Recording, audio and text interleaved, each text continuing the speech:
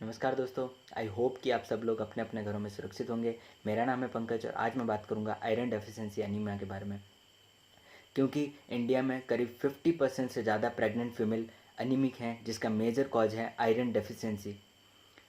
ये डेटा है NFHS4 का, नेशनल फैमिली हेल्थ सर्वे 4, जो कि 2015-16 में कंडक्ट हुआ था। उसकी रिपोर्ट्स के अकॉर्डिंग इंडिया में करीब 50% से ज़्यादा प्रेग्नेंट फीमेल अनीमिक हैं और करीब 59% चिल्ड्रन बिलो 5 ईयर अनीमिक हैं और करीब 53% non pregnant non lactating female anaemic हैं और करीब 54% एडोलेसेंट गर्ल्स अनीमिक हैं, जिसका मेजर कॉज है आयरन डेफिशिएंसी।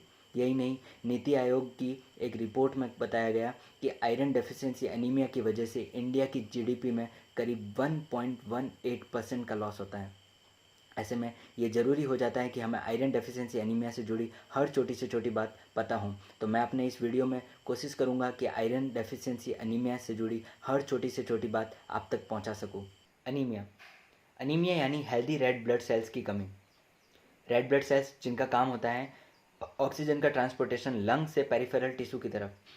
आरबीसी में ये काम करता है हीमोग्लोबिन।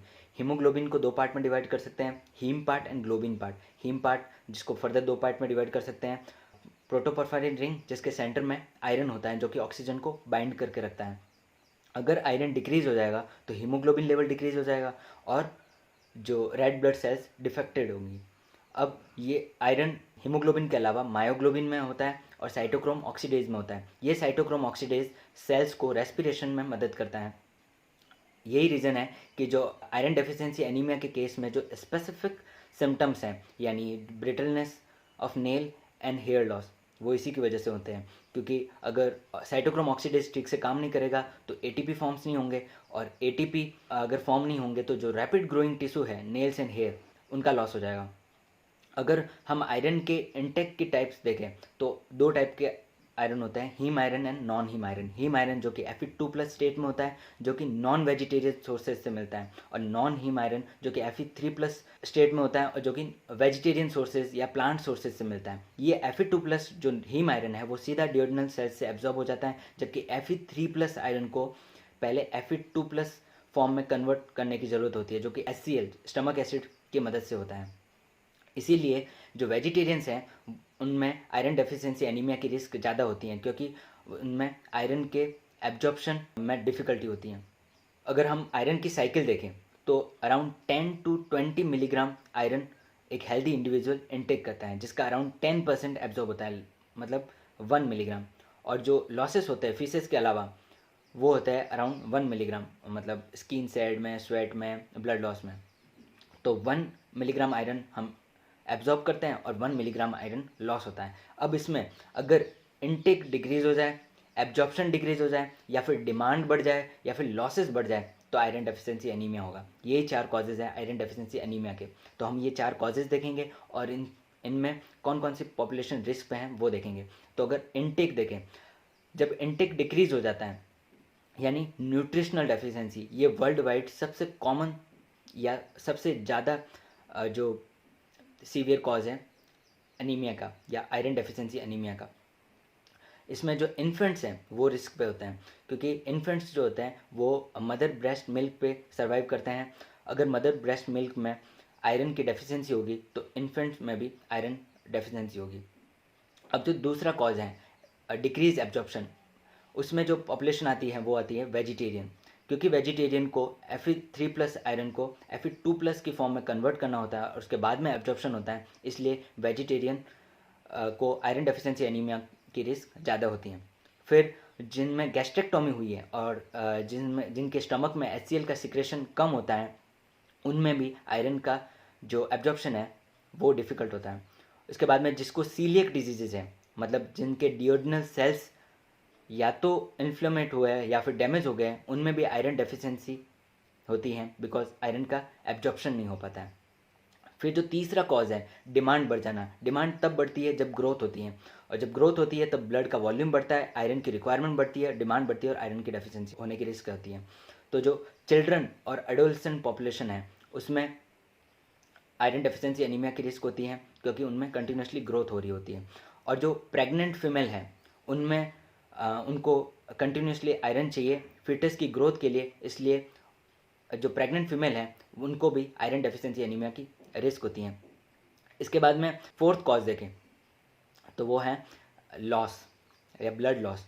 तो इसमें जो रिप्रोडक्टिव एज ग्रुप वाली फीमेल्स हैं अराउंड 16 से 49 ईयर तक की जो फीमेल्स, जो non pregnant non lactating females हैं, उनमें जो मेंस्ट्रुएशन होता है जिसकी वजह से ब्लड लॉस होता है, ये एक मेजर कॉज है एनीमिया का।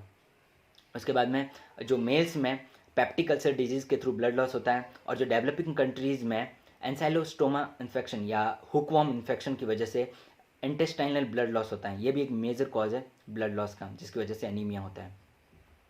तो ये हो गए कॉजेज़।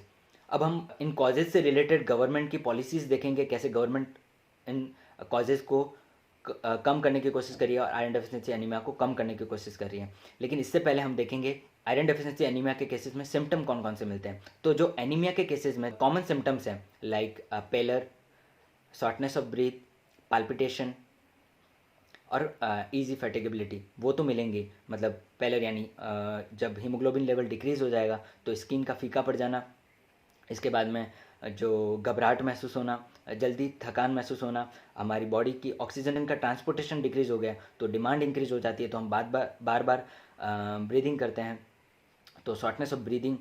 तो ये तो कॉमन कॉजेज़ हो गए। इसके अलावा जो आयरन डेफिशिएंसी एनीमिया के केस में जो स्पेसिफिक जो सिम्टम्स हैं वो हैं काइलोनेकिया, मतलब ब्रिटलनेस ऑफ नेल और हेयर लॉस। इसके रीज़न हम पहले देख चुके हैं। इसके बाद में एक पाइका सिम्टम होता है जो कि एक साइकोलॉजिकल डिसऑर्डर है। पाइका यानी मतलब जो पेशेंट होते हैं उनको जो नॉन न्यूट्रिएंट सब्सटेंस है जैसे पेपर या फिर प्लास्टिक, ऐसी चीज़ें खाने की इच्छा होती हैं। और अगर स्पेसिफिक अगर हम आयरन डेफिशिएंसी एनीमिया के केसेस में देखें तो उनमें पैगोफेजिया होता है, मतलब आइस खाने की इच्छा होती है। इसके अलावा जो आयरन डेफिशिएंसी एनीमिया के केसेस में रेस्टलेस लेग सिंड्रोम मिल सकता है, और जो है प्लमर विल्सन सिंड्रोम मिल सकता है। प्लमर विल्सन सिंड्रोम जिसमें कि ग्लॉसाइटिस, जो जीभ का इन्फ्लेमेशन हो जाता है, और इसोफेजियल वेब्स होते हैं जिसकी वजह से निगलने में दिक्कत होती है। ये हो गए सिम्टम।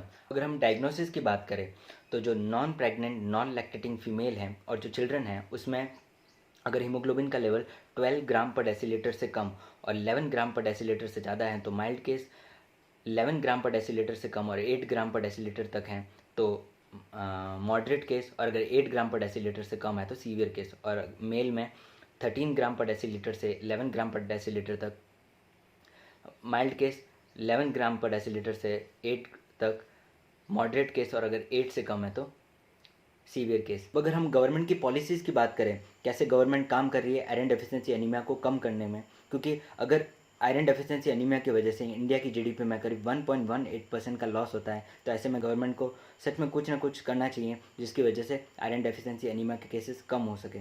तो अगर 2005 और 6 जिसमें NFHS3 हुआ था तब के रिकॉर्ड्स की बात करें तो करीब 58% प्रेग्नेंट फीमेल अनीमिक थी, और 2015-16 के NFHS4 में तो 50% प्रेग्नेंट फीमेल अनीमिक थी। इन 10 साल में सिर्फ 8% का डिक्रीमेंट आया जब गवर्नमेंट ने बहुत सारी स्कीम लॉन्च की। 2007 में 12x12 initiative, ICDS, weekly iron folic acid supplementation, national iron plus initiative, लेकिन इसके बाद भी सिर्फ 8% का डिक्रीमेंट आया। तब 2018 में गवर्नमेंट ऑफ इंडिया ने एनीमिया मुक्त भारत स्कीम लॉन्च की, जिसका एम था 2022 तक जो प्रेग्नेंट फीमेल है उनमें आयरन डेफिशिएंसी के केसेस को 50% से 32% तक लाना। इसके लिए गवर्नमेंट ने 6x6x6 फॉर्मूला बनाया, जिसमें गवर्नमेंट ने 6 इंटरवेंशन 6 ग्रुप पे 6 गवर्नमेंट इंस्टीट्यूशन द्वारा लगाना। मतलब उन्होंने 6 इंटरवेंशन बनाए जिसमें prophylactic, iron folic acid supplementation, mental और psychological counselling, digital haemoglobin measuring equipments लगाना, जो गवर्नमेंट द्वारा जहाँ पे खाना मिलता है उसमें सिर्फ आयरन फोर्टिफाइड फूड प्रोवाइड करना, जो एंडेमिक रीजन है जहाँ पे जो न्यूट्रिशन के अलावा जो एनीमिया के कॉजेज़ होते हैं उनको कम करना, और डीवॉर्मिंग करना। तो ये 6 इंटरवेंशन 6 ग्रुप पे 6 महीने से लेके 5 साल तक के बच्चे को 5 साल से लेके 9 साल तक के बच्चे के लिए, और 9 साल से लेके 19 साल तक के लड़के के लिए, 9 साल से लेके 19 साल तक की लड़की के लिए, और non pregnant non lactating female जो कि रिप्रोडक्टिव एज ग्रुप की हैं, और pregnant female and lactating female. तो ऐसे 6 ग्रुप बनाए और 6 इंटरवेंशन डिसाइड किए, 6 गवर्नमेंट इंस्टीट्यूशन द्वारा इनको फॉलो किया जाए। तो इसका एम था आयरन डेफिशिएंसी एनीमिया को 2022 तक जो प्रेग्नेंट फीमेल है उसमें 50% से 32% तक लाना। ऐसे में बहुत सारे एनजीओज भी काम कर रहे हैं, क्योंकि जो अर्बन एरिया हैं वहाँ पे जो रूरल एरिया से ज़्यादा एनीमिया के केसेस मिले और आयरन डेफिशिएंसी एनीमिया के केस मिले। इसलिए जो डीएसएम कंपनी है, डीएसएम दुनिया की सबसे बड़ी माइक्रोन्यूट्रिएंट प्रोड्यूसिंग कंपनी है, उसने 2019 धनतेरस में एक प्रोजेक्ट लॉन्च किया, प्रोजेक्ट स्त्री धन, जिसका मकसद था जो अर्बन एरियाज़ हैं वहाँ पे जो फीमेल्स हैं उनको आयरन डेफिशिएंसी एनीमिया के रिगार्डिंग अवेयरनेस फैलाई जाए, उनको ये बताया जाए कि कैसे आयरन उनकी डाइट में ज़रूरी है। इसके लिए उन्होंने 2019 में एक बहुत अच्छा वीडियो भी लॉन्च किया, जिसके लिरिक्स कुछ ऐसे थे कि लोहा चकले सोना बन जा, अपना ही तू गहना बन जा। बहुत प्यारा वीडियो है, डिस्क्रिप्शन में लिंक मिल जाएगा, ज़रूर देखें। 1 मिनट का वीडियो है, लेकिन बहुत सही बनाया है उन्होंने, जो अर्बन एरियाज़ हैं वहाँ की फीमेल्स को बताने के लिए कि कैसे आयरन उनकी डाइट में ज़रूरी है। अब जो ग्राउंड लेवल पे काम हो रहा है उसके लिए अभी मैं मेरे नेटिव प्लेस राजस्थान में, राजस्थान के एक छोटे से गांव में हूँ। मैंने मेरे गांव की आंगनवाड़ी में आशा वर्कर्स से भी बात की, वो लोग बहुत अच्छे से काम कर रहे हैं। घर घर जाके बच्चों को आयरन फॉलिक एसिड सिरप पिलाना, आयरन फॉलिक एसिड टैबलेट्स देना प्रेग्नेंट फीमेल को, लैक्टेटिंग फीमेल्स को, और जो गर्ल्स हैं उनको। तो जो आशा वर्कर्स हैं बहुत अच्छे से काम कर रहे हैं, साथ ही साथ काउंसलिंग करना। लेकिन जब तक जो ग्राउंड लेवल पे पब्लिक जब तक आयरन डेफिशिएंसी एनीमिया को लेकर अवेयर नहीं होगी, तब तक आयरन डेफिशिएंसी एनीमिया के केसेस कम नहीं हो सकते। तो आई होप कि मैंने आयरन डेफिशिएंसी एनीमिया से रिलेटेड हर छोटी से छोटी बात आप तक पहुंचाई। अगर आपको वीडियो पसंद आया हो तो ज़्यादा से ज़्यादा शेयर करें, ताकि लोग आयरन डेफिशिएंसी एनीमिया के बारे में अवेयर हो सकें। वीडियो पसंद आया हो तो लाइक करें, और डिजीज़ से रिलेटेड ऐसे और इंटरेस्टिंग वीडियोज़ देखने के लिए चैनल को सब्सक्राइब करें। Thank you so much.